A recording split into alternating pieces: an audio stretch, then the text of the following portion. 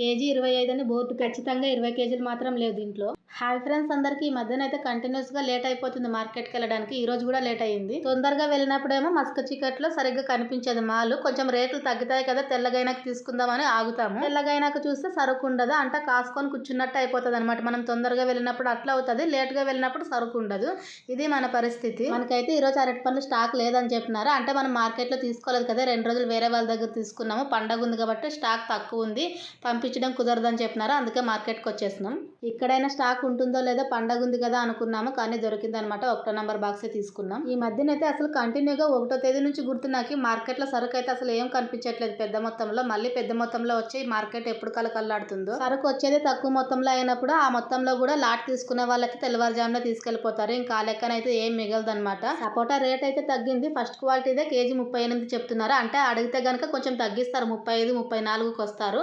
కానీ ఆటోలో మాత్రం లాట్ కొని ఉంటారు కదా, కేజీ 25 రూపాయల లెక్క బోర్డులు పెట్టి మరీ అమ్ముతున్నారు. లాట్ కొనే వాళ్ళకి బాక్సుల లెక్కన కొనే వాళ్ళకి చాలా తేడా ఉంటుంది అసలు. ఇదైతే కనుక ఈరోజు బాక్సుల లెక్కనే దానిమ్మ ఫస్ట్ క్వాలిటీ చూడండి, 3600 చెప్తున్నారు. అడిగితే 3500కి వస్తారు. అంటే ఖచ్చితంగా 20 కేజీలు మాత్రం లేవు దీంట్లో. అసలు ఏ మూలన రేటు మాత్రం తగ్గట్లేదు. దానిమ్మ పెరిగే దాంట్లోనే ఉంది. నల్ల ద్రాక్ష అయితే మామూలు రేటే ఉంది, ఇంకా 500, 400, 600 3 రకాలు. ఈ మధ్యనైతే నాకు అసలు మార్కెట్కి రావడానికి కూడా ఇంట్రెస్ట్ రాకుండా ఉంది. ఎందుకంటే మెయిన్ గా సరిగేం కనిపించదు కదా మార్కెట్ లోన. పండ్ల మార్కెట్ అట్లా ఉంది కదా అని చెప్పేసి మనమైతే కూరగాయల మార్కెట్ లెక్క వచ్చేసినాం. ఈ కూరగాయల మార్కెట్ కూడా అంతే, ఎప్పుడైతే 6:30, 7 గంటలు అయ్యిందంటే కనుక కొలాప్స్ అనమాట. ఇంకా అందరూ వ్యాపారస్తులు కూడా అందరూ తెల్లవారుజామున తీసుకెళ్ళిపోతారు.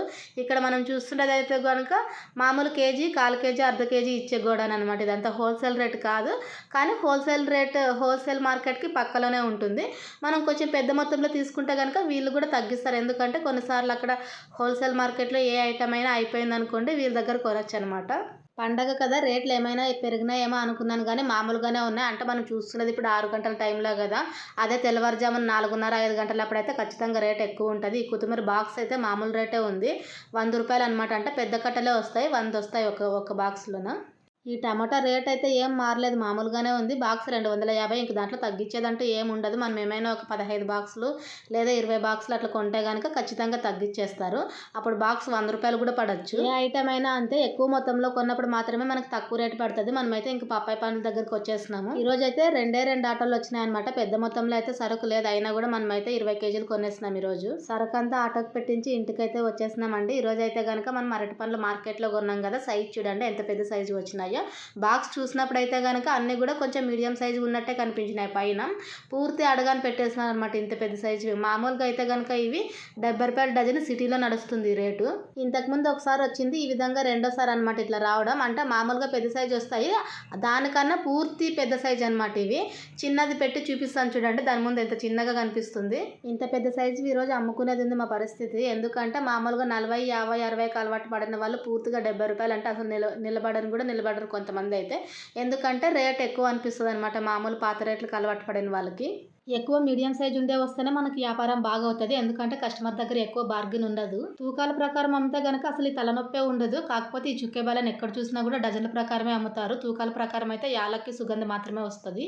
మాల్ జోడించేటప్పుడు ఇంత పెద్ద సైజు చూసి మా ఆయన అయితే ఫస్ట్ వాపస్ పంపిద్దాం అనుకున్నారు. కాకపోతే పండగ ఉంది కదా, మనకు మాల్ దొరికేదే తక్కువ. ఇప్పుడు మళ్ళీ వాపస్ అంటే కనుక ఖచ్చితంగా ఇంకోసారి టైం చూసుకొని మనకు సరుకు లేదన్నా చెప్తారు, లేకుంటే ఒక 10, 20 రూపాయలు ఎక్స్ట్రా అన్నా వేసేస్తారు ఇట్లా చేస్తే. అందుకే మనమైతే వాపస్ ఇవ్వలేదు. ఇంకా అయినా ఇందులో వాపస్ ఇవ్వడానికి ఒకవేళ పంపిస్తే కనుక డ్యామేజ్ ఉందా అని అడుగుతారు. లేదు కదా, మనం పూర్తి పెద్ద సైజు ఉన్నాయని మాత్రమే కారణం చెప్తే కనుక ఒప్పుకోరు. పప్పాయి పండ్లు అయితే మంచిగా దొరికినాయి అనమాట, మంచి కలర్ ఉండేవి దొరికినాయి. కానీ బోనగా అయితే అవ్వలేదు. పొద్దున్న మనకి కేజీ 22 రూపాయలు పడింది ఈ రోజు. పొద్దున్న పప్పాయి పండు బోనకి కాకపోయేసరికి నాకైతే ఎదారైంది అనమాట. ఎందుకంటే అన్ని కూడా మనం పండే తెచ్చినాం కదా, ఒకవేళ మిగిలితే కనుక రేపటికి ఇంకా పండు అయిపోతాయి, అమ్ముకోలేమనే ఎదారైపోయింది. మధ్యాహ్నం నేను వెళ్ళిన తర్వాత 2 గంటల నుంచి అయితే స్టార్ట్ అయినాయి అనమాట పప్పాయి పండ్లు వెళ్ళడం. అసలు ఒక్కటి కూడా వేయలేదు పొద్దున్న. నేను వచ్చిన తర్వాతనే ఒక కస్టమర్ 100 రూపాయలు, ఇంకొక కస్టమర్ 100 రూపాయలు, మొత్తం 200 బేరం అయింది. అరటి పండ్లు అయితే పండగ ఉన్నా కూడా స్లో మూమెంట్ అయిపోయింది అనమాట. మనమైతే ఫస్ట్ ఏమనుకున్నామంటే పండగ ఉంది కదా ఇంకా బాగా అవుతుంది వ్యాపారం ఈ రోజు అనుకున్నాం, కానీ రివర్స్ అయ్యింది. ఎందుకంటే పండగంటేనే అందరూ కూడా ఒకే చోట సంత చేస్తారు కదా! సిటీలోకి వెళ్ళిన వాళ్ళైతే గనుక ఒకే చోట తీసుకొచ్చేస్తారు అన్నీ.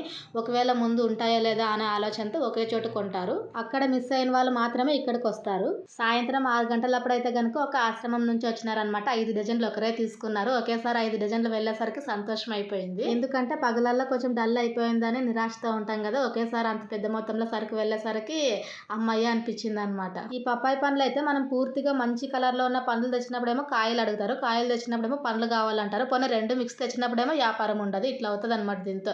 పర్లేదు ఈరోజైతే గనుక స్లోగా అయినా కూడా పప్పాయి పండ్లు పోతున్నాయి మధ్యాహ్నం నుంచి. రాత్రి 8 గంటలకైతే పప్పాయి పండ్లు అన్నీ అయిపోయినాయి. ఒకటి మాత్రమే మిగిలింది. ఈ అరటి పండ్లు మాత్రం ఇంకా మిగిలిపోయినాయి. ఎదార అయిపోయింది. ఒకవేళ మిగిలిపోతాయేమో ఈరోజు అని. రాత్రి 9:30 కల్లా అరటి పండ్లు అయితే గనక అయిపోయినాయి. పర్లేదు పప్పాయి పండు ఒకటే మిగిలింది కదా! అది కూడా ఖాళీ అయిపోయింది. మొత్తం మీద సరుకు మొత్తం అయితే అమ్మేస్తున్నాం. అరటి పండ్లు అయితే రూ. 415 పడింది ఈరోజు. మొత్తం పెట్టుబడి ఖర్చులు తీసి 520 మిగిలింది. ఇంకొంచెం వచ్చేది ఒకవేళ అరటి పండ్లు బిగు పెట్టుకుంటే గనక. ఎందుకంటే రాత్రి ఎక్కువ సరుకు మిగిలిపోయింది కదా! ఖాళీ చేయాలని చెప్పేసి ఎక్కువ తక్కువ వదిలేసినాం. ఇది ఈరోజు వ్యాపారం. వీడియో నచ్చితే ఒక లైక్ చేయండి ఫ్రెండ్స్. ఇంకా ఎవరైనా కొత్త వాళ్ళు సబ్స్క్రైబ్ చేసుకోకపోతే ఛానల్ని సబ్స్క్రైబ్ చేసుకోండి. Thank you for watching. Bye bye.